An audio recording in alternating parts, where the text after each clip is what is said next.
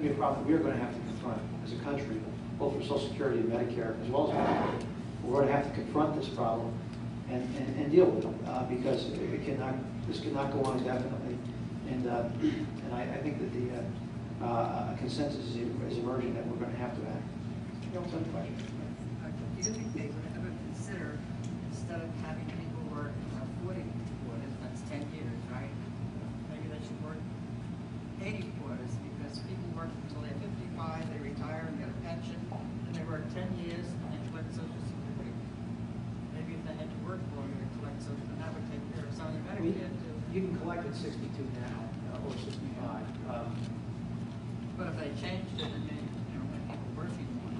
Well, as we discuss this issue, as we look at all the options, there are many options on the table, and we're going to have to give a fair hearing to many of them.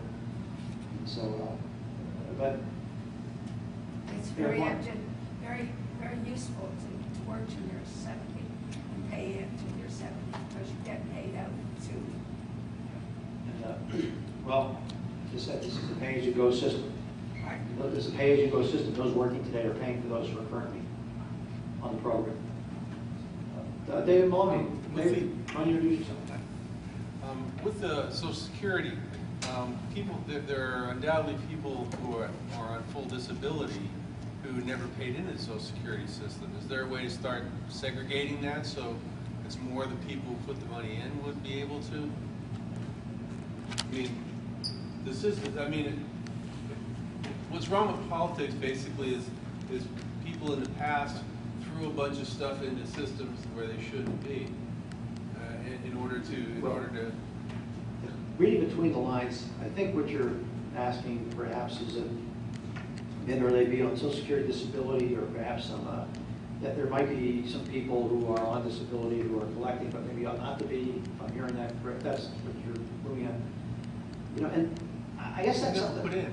Yeah, never put in. And the other issue too, in some of these programs, in Medicare, let's go back to Medicare because it's related to this issue of Social Security.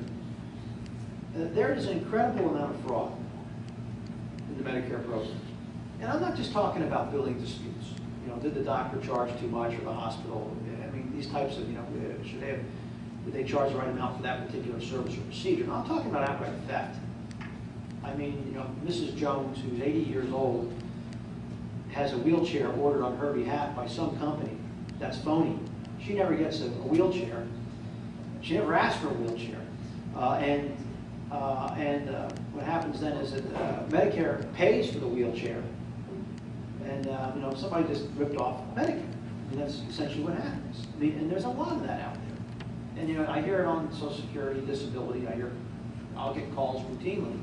I turn them over to the Inspector General, and they'll say, so and so, my neighbor is collecting Social Security disability. He looks fine to me, but he's collecting. He seems pretty healthy, doing all kinds of things. But I'm kind of mad because I'm working and I'm watching this, and I'm not happy about it.